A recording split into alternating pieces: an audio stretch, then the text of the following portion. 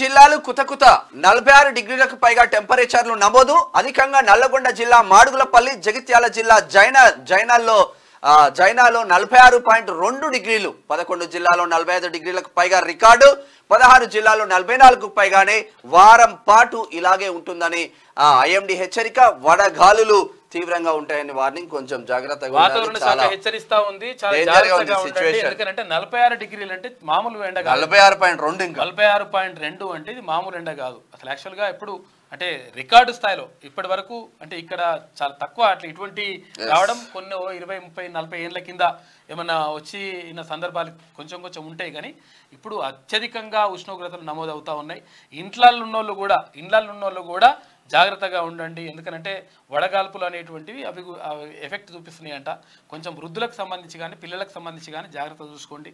తర్వాత లిక్విడ్స్ ఎక్కువ తీసుకోండి. అంటే లిక్విడ్స్ కాదు, ఈ లిక్విడ్స్ అవి కావు కొంచెం. అరే నిన్న సక్సెస్ అయ్యిండు తాగుబోతుల సంఘం మంచిర్యాల జిల్లా అధ్యక్షుడు కూడా సక్సెస్ అయ్యి కేఫ్ లైట్ బీర్లు దొరికినాయి, మా విజయం అని చెప్తుండు. లైట్ బీర్లు దొరుకుతున్నాయి అంటే ప్రాబ్లం లేదు.